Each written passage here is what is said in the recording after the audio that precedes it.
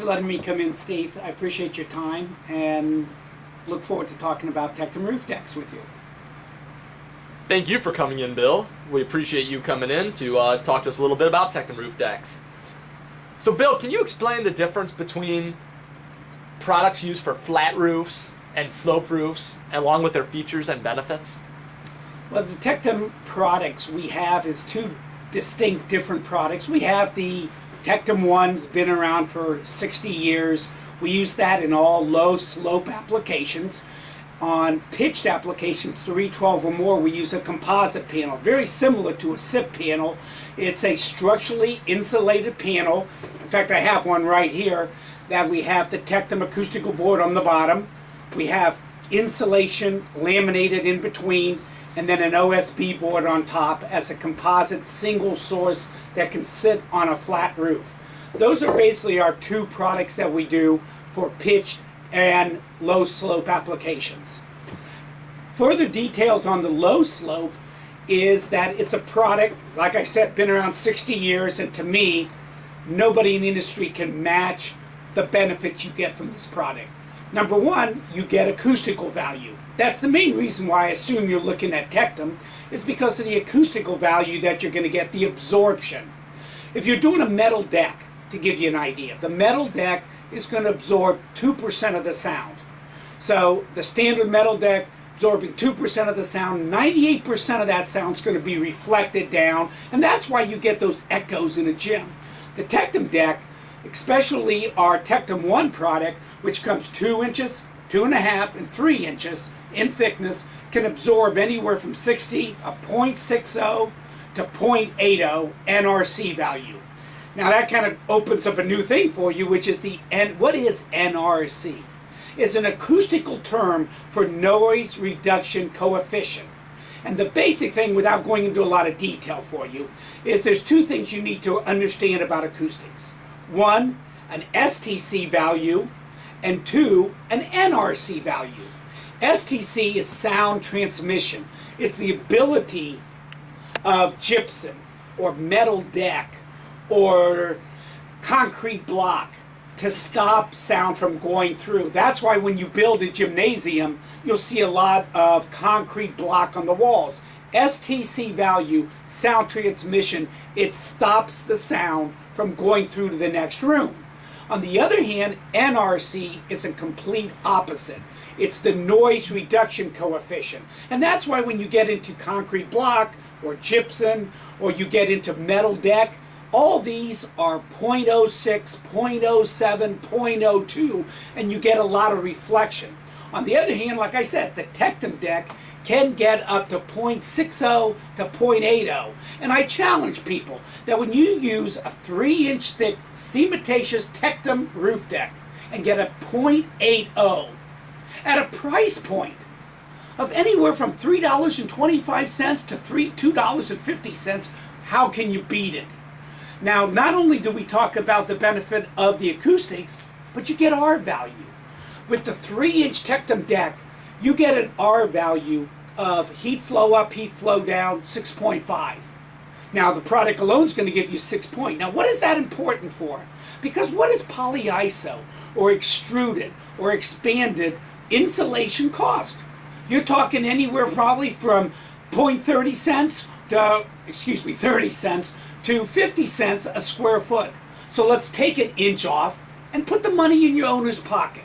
So it's a nice, economical, cost-effective by means of just analyzing a $3 an item with an acoustic absorption that you're going to get product. Now when we move to the composite panel, here the biggest benefit is we already have the thermal barrier built in. We have Dow styrofoam or expanded poly with the EPS insulation, if you like to go that way. It's a little bit cheaper, basically about a 10 to 15% cost difference.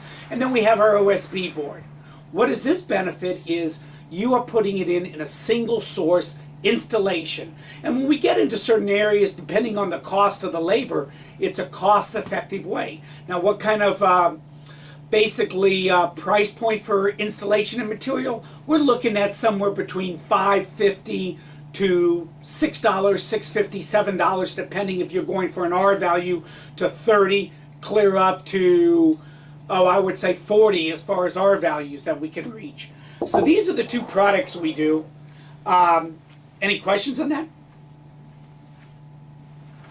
Sounds great, Bill. Do you ever take a breath when you speak? So I'm looking at another system. I'm looking at acoustical metal deck. So kind of explain to me about the acoustical absorption of a Tectum deck and how it compares to a steel deck. Okay.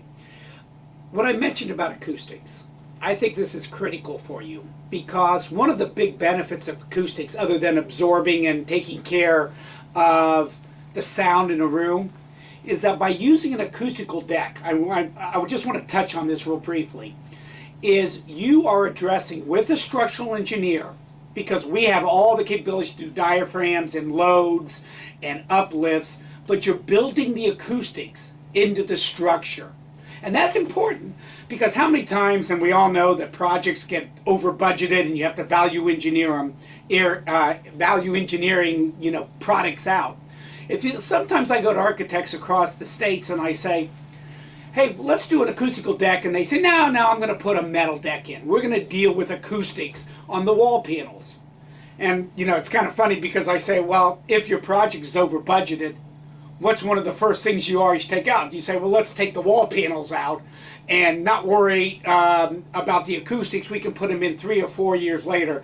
And I was talking to Kentucky one time, and an architect said, no, you're the second thing we take out. The first thing that we take out is the landscaping. Then we take out the acoustical panels. But the point is, you put the acoustics in the deck. You're not going to go back and get it engineered again. You've already built the deck and taken the time and spent the money to address all the capabilities of engineering. So the deck should stay into place, which is important. So now you've addressed your acoustics in the structural part of the deck, and that helps. Now, once again, I mentioned that you can get a 0.60 NRC to a 0.80, which is very good. I look back, and I don't know if you mentioned a little bit about acoustical metal. Do you actually know which acoustical metal you're going to use? No, Bill, I don't know at this time. Okay, well, there's usually 2 or 3 or 4 different systems you can use. You can do a cellular deck. You can use a BA deck. You can use an NA deck. And it's important for you to actually go to your engineer and ask him what he's talking to you about, because many times these engineers, you'll leave it up to them and say, hey, I need a deck, and they're comfortable with a solid metal deck, and then they just plug in an acoustical metal deck. Now, the difference basically, and I'm going to give you a real fine, quick explanation, is when you look up at the deck and you see the pans, the ribs coming through. We all see that. On a standard metal deck, it's solid steel. When you look up and you see the holes on the bottom of the pans facing straight down, that is what they call a cellular deck. It's been out probably 10, 15 years. They put big fiberglass in the flutes, and it works. It gets about an 80 to a 90 NRC. The only drawback, I would say, is that it's expensive. Probably a good 20% more than our composite panel, and a good, on our low-pitched roofs, I would say 30 to 40% more expensive. Now, what's the other deck? And that's the deck I really want to discuss with you. It's called the BA and the NA deck. Those are the decks that basically have the holes on the sides of the deck. So when you walk in and look up, you see steel facing straight down. Common sense kind of says, wait a minute, how's this acoustical? Because sound travels up and it hits steel and it's going to come back down. Yet those people who make those, and I'm talking about the Volcrafts and the Wheelings, these steel people say, oh, no, the deck's acoustical. Well, I try to look at that and say, wait a minute, 50% of your surface, first of all, is steel. And then second of all, you've got the holes on the sides. So the sound's going to move up, take a 90-degree angle, take another 90-degree angle, take another 90-degree angle, and go into holes on the sides. Kind of sounds like that Kennedy bullet down in Dallas in the 60s. The magic bullet that went this way and this way and this way and that way. Let's be honest here. There's only one flow of traffic, and the sound you need means a direct approach like 100%, which is what we offer to you. So I'd be real cautionable on if you're going to go that way. They tell you they could get, what was it, about 8 years ago?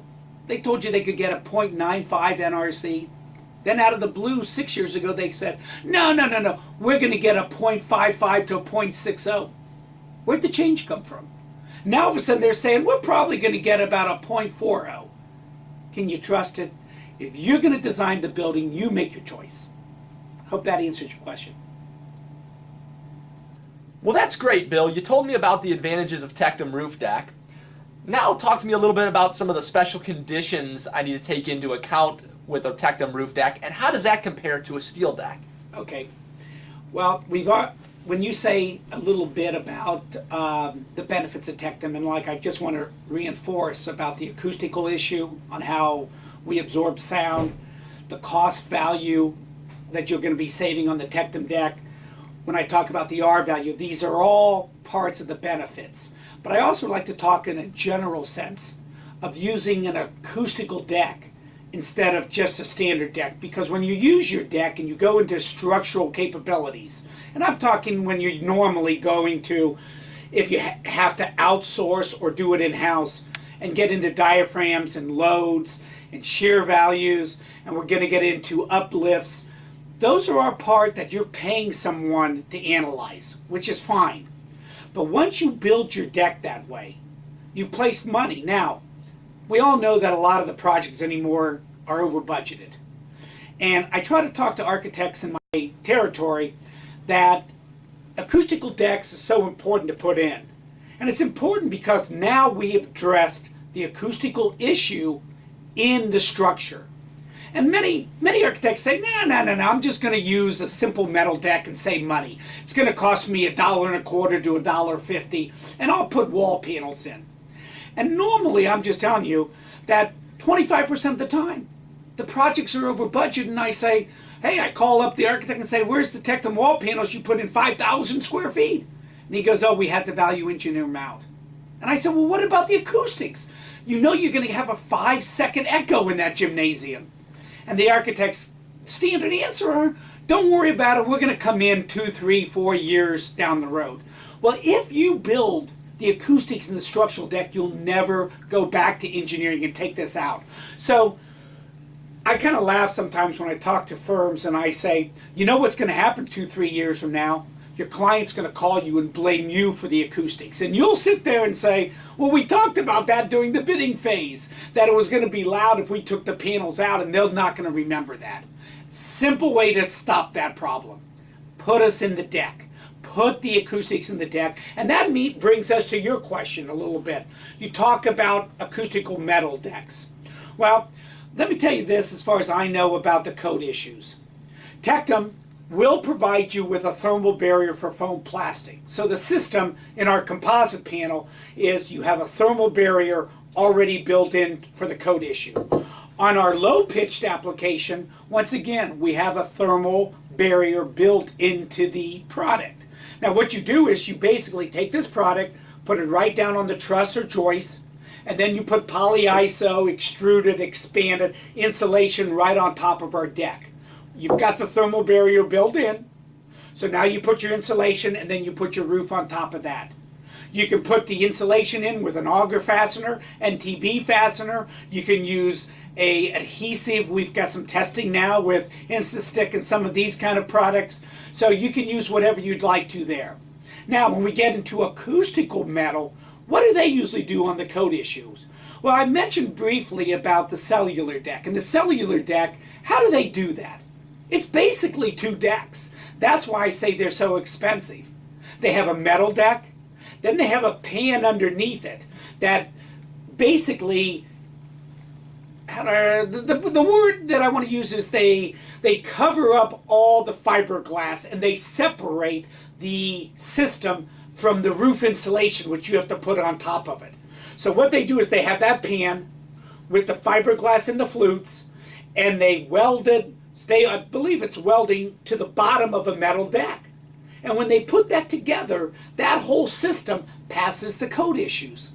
But what about a BA or NA deck like I mentioned? What's the normal application that you use?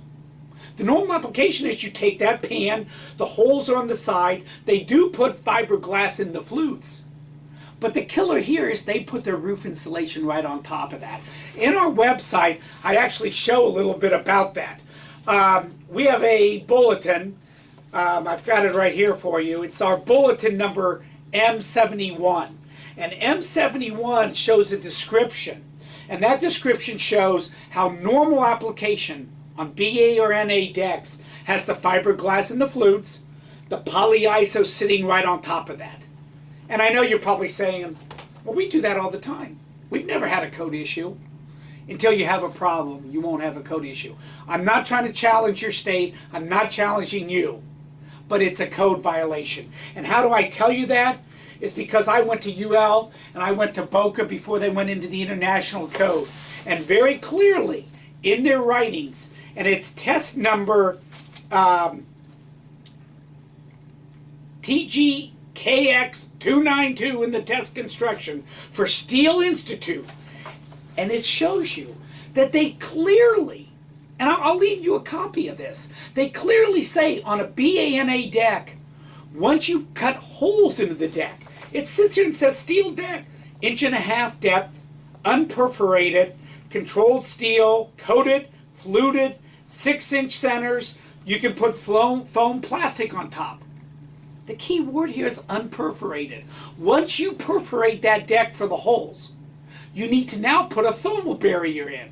And what happens when you put a thermal barrier, like a Den's deck or gypsum on top of that deck, is you're now separating the acoustics from the polyiso, which you have to, but now that NRC value that I've been talking about is clear down to a 30 or a 40.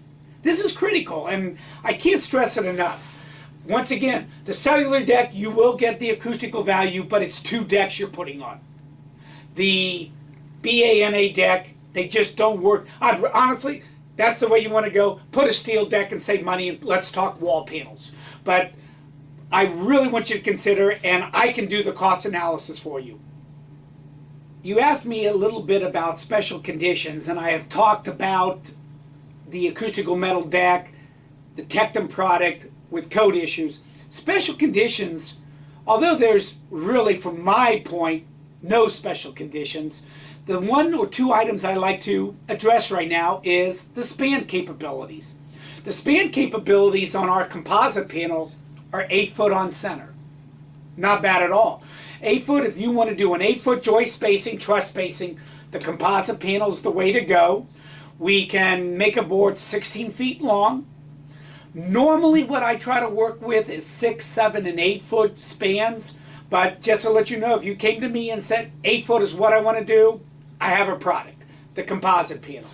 Now on the low pitched application, the Tectum 1 product, I span 6 foot joist spacings. We make a 12 foot panel, can get all your load capabilities. But if you came to me and said, hey Bill, I like the 8 foot, you'd have 2 avenues you could go. Doesn't bother me a bit. One would be a bulb T system. It's an intermediate support that our installer installs. So if we're at an 8 foot joist spacing, low pitched roof, and you said I want to use the Tectum 1 product, we would come back in with a what we call a bulb T. It kind of looks like a T with a bulb on the outside. You span it from joist to joist. Our installer will put it in, and then we can use the Tectum product in there, the Tectum 1 product. Or you might say, well, why can't I just use my composite panel? And you can. We have had many, in fact, the Lamont Rec Center, they did the same thing. It was, and I'll just put it, it was a union installer, and they came to me and said, you know, we've done the cost analysis, and to be honest with you, using your composite panel, even on a low-pitched application, saved them money because of the cost of $85 an hour for installation of putting a panel and then the insulation, then the thermal or vapor barrier, and all the different things you do in a roofing system. So really on a low-pitched or pitched application at 8 foot, we have different capabilities or things to be aware of. I want you to put bent plates everywhere, which I think is pretty standard in the industry. Where we're in the field, we screw in 3 screws per joist. So if you're at a 6 foot joist spacing and our panel is sitting right there, you're going to use 9 screws.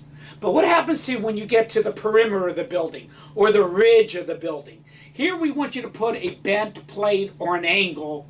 Could be a 3x3, probably around 14, 16 gauge, somewhere in there. I can get you a hold of our technical manager, Joe Liebold. He'll be glad to inform you how to design that. But what we do on the perimeters to get all of our uplifts and our design loads is we screw in every 12 inches.